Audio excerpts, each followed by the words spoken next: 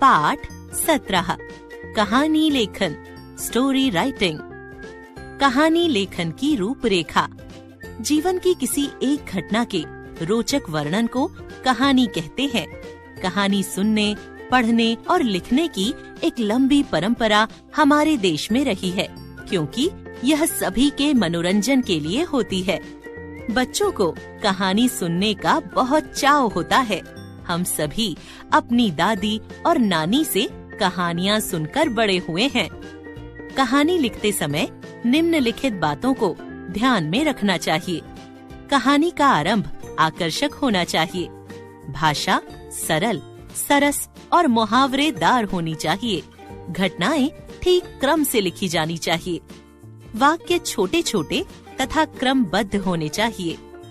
उद्देश्य स्पष्ट होना चाहिए। कहानी शिक्षाप्रद होनी चाहिए। कहानी लेखन के प्रकार। कहानी लेखन 3 प्रकार के होते हैं। कहानी लेखन चित्रों के आधार पर, शीर्षक के आधार पर, संकेतों के आधार पर। चित्रों के आधार पर कहानी लेखन। शीर्षक जैसे को तैसा। बहुत समय पहले की बात है। किसी गांव में एक दर्जी रहता था। उसकी दुकान के सामने से एक रास्ता तालाब तक जाता था। राजा का हाथी प्रतिदिन उसी रास्ते से तालाब पर नहाने के लिए अपने महावत के साथ जाया करता था। जब वह दर्जी की दुकान पर आता तो वह उसे खाने के लिए केले दिया करता था। कुछ ही दिनों में दर्जी और हाथी मित्र बन गए। कभी कभी हाथी भी तालाब से कमल तोड़कर दर्जी को दे देता था। बहुत दिनों तक दर्जी हाथी को खाने के लिए केले देता रहा और हाथी भी अपना प्यार प्रकट करने के लिए कमल के फूल भेंट करता रहा। अब दोनों पक्के मित्र बन गए थे। एक दिन की बात है कि किसी कारण दर्जी बहुत क्रोध में था। वह दुकान की चीजों को ठीक कर रहा था। तभी प्रतिदिन की भांति हाथी उसकी दुकान पर आकर खड़ा हो गया। उस दिन दर्जी ने हाथी को खाने के लिए कुछ नहीं दिया, बल्कि हाथ में ली सुई उसकी सूंड में चुभा दी। हाथी ने उस समय कुछ नहीं कहा। वह चुपचाप तालाब की ओर चल पड़ा। हाथी ने तालाब में स्नान किया और पानी पिया। लौटते समय उसने अपनी सूंड में गंदा पानी भर लिया। दर्जी की दुकान पर आकर हाथी ने अपनी सूंड से गंदे पानी का छिड़काव कर दिया। दुकान पर जितने भी कपड़े टंगे हुए थे, सब गंदे हो गए। दर्जी अपनी मूर्खता पर बहुत पछताया। शिक्षा। हमें किसी जीव जंतु को कष्ट नहीं पहुंचाना चाहिए। 2. शीर्षक के आधार पर।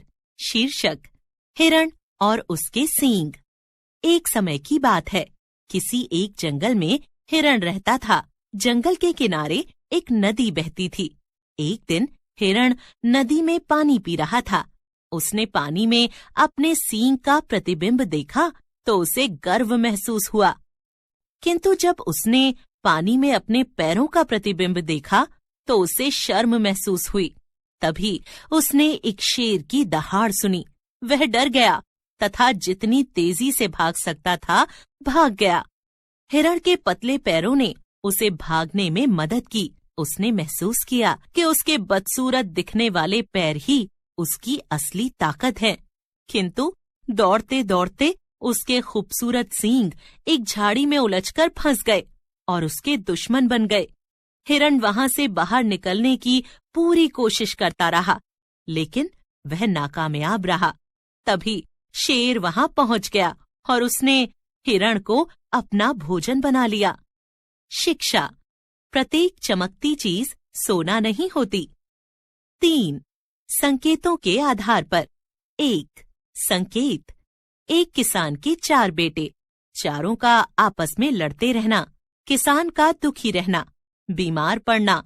बेटों को समझाने के लिए किसान द्वारा लकड़ी का गट्ठर मंगवाना, उनसे उसे तोड़ने के लिए कहना, किसी से भी वह ना टूटना, गट्ठर खुलवाना, सबके द्वारा लकड़ियों को आसानी से तोड़ना। किसान का अपने पुत्रों को एकता का महत्व समझाना। शीर्षक एकता में बल। एक किसान के 4 बेटे थे। चारों भाई आपस में हमेशा लड़ते रहते थे। वे एक दूसरे के साथ खड़े होना तक पसंद नहीं करते थे। किसान को हर समय उनकी चिंता रहती थी।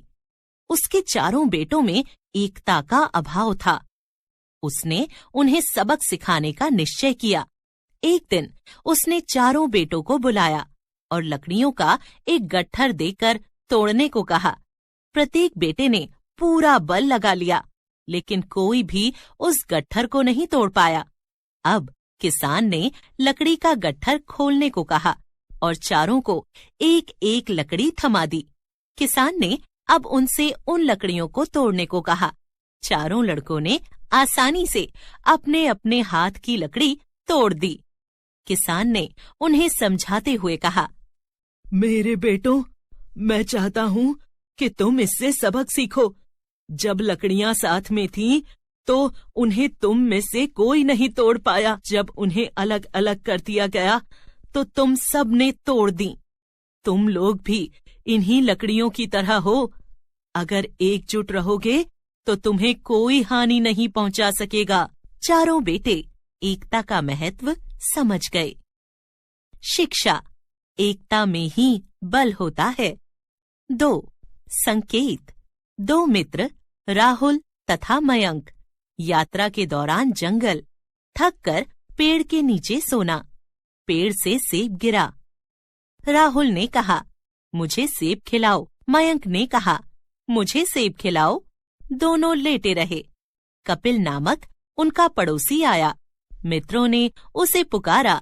कपिल का सेब उठाकर चले जाना। दोनों मित्र हाथ मलते रह गए। शीर्षक, आलसी राहुल तथा मयंक। एक बार रघुनगर में 2 मित्र रहते थे।